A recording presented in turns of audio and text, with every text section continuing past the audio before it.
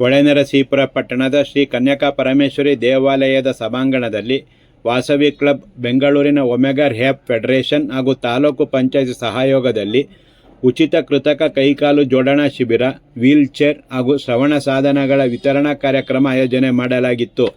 ವಾಸವಿ ಕ್ಲಬ್ಬಿನ ಹಿಂದಿನ ಹಾಗೂ ಇಂದಿನ ಅಧ್ಯಕ್ಷರು ಹಾಗೂ ಸದಸ್ಯರು ಸಮಾಜ ಸೇವಾ ಕಾರ್ಯದಲ್ಲಿ ನಿರಂತರವಾಗಿ ತೊಡಗಿಸಿಕೊಂಡು ಜನರ ಮೆಚ್ಚುಗೆ ಪಡೆಯುವ ಜೊತೆಗೆ ವಾಸವಿ ಕ್ಲಬ್ನ ಘನತೆ ಹಾಗೂ ಹಿರಿಮೆಯನ್ನು ವಿಶ್ವವ್ಯಾಪ್ತಿಗೊಳಿಸುವಲ್ಲಿ ಉತ್ಸಾಹದಿಂದ ಶ್ರಮಿಸುತ್ತಿದ್ದಾರೆ ಎಂಬುದು ಶ್ಲಾಘನೀಯವಾಗಿದೆ ಎಂದು ಹಿರಿಯೂರು ಆರ್ಯವೈಶ್ಯ ಮಂಡಳಿ ಅಧ್ಯಕ್ಷರಾದ ಎಚ್.ಎಸ್. ನಾಗರಾಜಗುಪ್ತ ತಿಳಿಸಿದರು.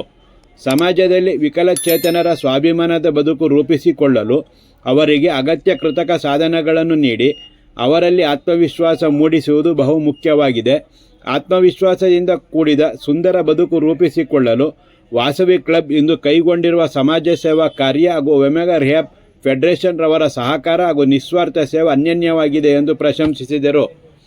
ಸಮಾಜ ಸೇವೆ ಮಾಡುತ್ತಾ ಕೊಡುಗೈ ದಾನಿಯಾಗಿ ಕರ್ತವ್ಯ ನಿರ್ವಹಿಸುತ್ತಿರುವ ಆರ್ಯವೈಶ್ಯ ಸಮಾಜದ ವಾಸವಿ ಕ್ಲಬ್ ನಮ್ಮ ಹಿಂದೂ ಧರ್ಮ ಹಾಗೂ ಸಮಾಜವನ್ನು ಬೆಳೆಯಲು ಮತ್ತು ಪೋಷಿಸುವ ಕೆಲಸದಲ್ಲಿ ನಾವುಗಳೆಲ್ಲರೂ ಕೈಜೋಡಿಸಬೇಕಿದೆ ಎಂದು ಸಲಹೆ ನೀಡಿದರು. ಹಿರಿಯೂರು ಪಟ್ಟಣದ ರೋಟರಿ ಮತ್ತು ರೆಡ್ ಕ್ರಾಸ್ ಸಂಸ್ಥೆ ನಿರಂತರವಾಗಿ ಸಮಾಜ ಸೇವೆ ಮಾಡುತ್ತಾ ಬಂದಿದೆ. ಆದ್ದರಿಂದಲೇ ರೋಟರಿ ಸಂಸ್ಥೆ ಹಾಗೂ ರೆಡ್ ಕ್ರಾಸ್ ಸಂಸ್ಥೆಯ ಚೇರ್ಮನ್ ಸುಂದರರಾಜ್ ಶೆಟ್ಟಿ ಅವರು ಕಳೆದ 10 ವರ್ಷಕ್ಕೂ ಹೆಚ್ಚು ಸೇವೆ ಮಾಡಿರುವುದರಿಂದ ಸಂಸ್ಥೆಗಳು ರಾಜ್ಯ ಮಟ್ಟದಲ್ಲಿ ಗುರುತಿಸಲಾಗಿದೆ ಎಂದು ಪ್ರಶಂಸಿಸಿದರು. ಹಿರಿಯೂರು ರೆಡ್ ಕ್ರಾಸ್ ಸಂಸ್ಥೆಯ ಚೇರ್ಮನ್ ಸುಂದರರಾಜ್ ಶೆಟ್ಟಿ ಅವರು ಮಾತನಾಡಿ, ನಿಮ್ಮೂರಿನಲ್ಲಿ ಇಂದು ಆಯೋಜಿಸಿರುವ ಉಚಿತ ಕೃತಕ ಕೈಕಾಲು ಜೋಡಣಾ ಶಿಬಿರ ಕಳೆದ ವರ್ಷವೇ ಆಯೋಜನೆ ಮಾಡಲು ಯೋಜನೆ ಸಿದ್ಧವಾಗಿತ್ತು.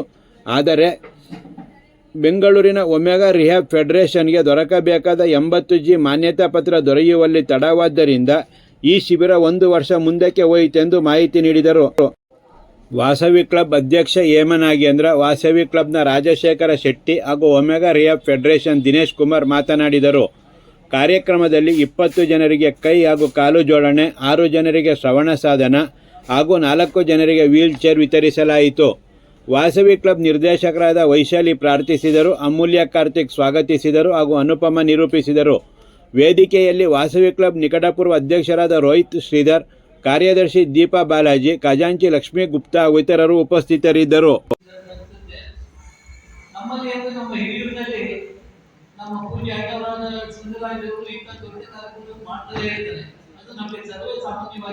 ಪ್ರತಿ ವರ್ಷನೂ ಒಂದು ದೊಡ್ಡ ಹೈ ಕ್ಯಾಂಪ್ಗಳು, ಒಂದು ದೊಡ್ಡ ಹಾರ್ಟ್ ಬಂದಿಲ್ಲ ರೇಡಿಯೋ ಆಫೀಸಿಂದ ಒಂದು ಹಾರ್ಟ್ ಚೆಕಪ್ ಆಯಿತು. ಈ ರೀತಿ ದೊಡ್ಡ ದೊಡ್ಡ ಕ್ಯಾಂಪ್ಗಳು ನಡೀತಾ ಇದ್ದಾವೆ. ಇವು ಎಲ್ಲ ನಾವು ನಮ್ಮ ವೈಶ್ಯ ಜನಾಂಗದವರು ಏನಪ್ಪಾ ಅಂದ್ರೆ, ನಿಮಗೆಲ್ಲ ಗೊತ್ತಿದೆ, ನಮ್ಮ ತಲೆಮಾರುಗಳು ಎಷ್ಟೇ ಆದ್ರೂ ಅವತ್ತಿಂದಲೂ ಇವತ್ತಿನವರೆಗೂ ನಾವು ದಾನ ಧರ್ಮದಲ್ಲಿ ನಾವು ಹಿರಿಯತನವನ್ನು ತೋರಿಸಿದ್ದೀವಿ. ಆದರೆ ನಾವು ಅದರ ಜೊತೆಗೆ ನಮ್ಮ ಸಮಾಜ ಸೇವೆ ಜೊತೆಗೆ ನಮ್ಮ ಧರ್ಮ ಕಾರ್ಯಗಳನ್ನು ಸಹ ನಾವು ನಡೆಸಿಕೊಂಡು ಅದನ್ನು ಅಭಿವೃದ್ಧಿಪಡಿಸಬೇಕಾಗಿದೆ. ನಾನು ನಮ್ಮ ದೇವಸ್ಥಾನದಲ್ಲಿ ನಮ್ಮ ಜನಾಂಗದಲ್ಲಿ ಪ್ರತಿ ಶುಕ್ರವಾರ ಹೇಳ್ತೀವಿ. ನಮ್ಮಲ್ಲಿ ಪ್ರತಿ ಶುಕ್ರವಾರನು ನಾವು ಎಲ್ಲರೂ ಸೇರ್ತೀವಿ. ಒಂದು 200 ಜನ, ಸುಮಾರು 200 ಜನ 250 ಜನ ಸೇರ್ತೀವಿ ದೇವಸ್ಥಾನದಲ್ಲಿ. ಎಲ್ಲರಿಗೂ ಸಹ ಉಪಹಾರ ಇರುತ್ತೆ. ಹೀಗೆ ವರ್ಷ ಪೂರ್ತಿ ನಾವು ನಡೆಸ್ತಾ ಇರ್ತೀವಿ. ಯಾಕೆ ಏನು ಕಾರಣ ಏನಪ್ಪಾ ಅಂತಂದ್ರೆ, ಒಂದು ನಾವೆಲ್ಲ ಒಂದ್ ಕಡೆ ಸೇರಿದ್ರೆ ನಾವೆಲ್ಲರೂ ಒಂದೇ ಅನ್ನೋ ಒಂದು ಭಾವನೆ ಬರುತ್ತೆ. ಹಾಗೂ ಎಲ್ಲರೂ ಅನ್ಯೋನ್ಯತೆ, ಆಮೇಲೆ ನಮ್ಮ ಧರ್ಮದ ಬಗ್ಗೆ ನಮಗೆ ಕಾಳಜಿ ಇದೆ. ಇದರಿಂದ ನಮ್ಮ ಧರ್ಮ ಉಳಿಸಬೇಕು. ನಮ್ಮ ಮುಂದಿನ ಜನಾಂಗದವರಿಗೆ ಇವತ್ತು ನಿಮ್ಗೆಲ್ಲ ತಿಳಿದಿದೆ, ಇವತ್ತು ನಮ್ಮ ಜೀವನದಲ್ಲಿ ನಾವು ಎಷ್ಟು ಧರ್ಮಕ್ಕೆ ಬೆಲೆ ಕೊಡ್ತಾ ಇದ್ವಿ, ಯಾವ ರೀತಿ ಅದನ್ನು ಪರಿಪಾಲಿಸ್ತಾ ಇದ್ವಿ, ಈಗಿನ ಮುಂದಿನ ಜನಾಂಗ ಅದನ್ನ ಬಿಟ್ಕೊಂಡು ಬರ್ತಾ ಇದೆ.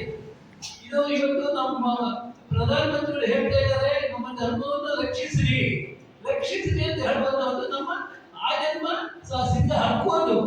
ಅದನ್ನು ರಕ್ಷಿಸಿರಿ ಅಂತ ಕೇಳ್ಕೊಬೇಕಾದ್ರೆ ನಾವು ಯಾವ ಸ್ಥಿತಿಯಲ್ಲಿ ಇದ್ದೀವಿ, ಯಾವ ರೀತಿ ನಾವು ಕಾಪಾಡ್ಕೋಬೇಕು.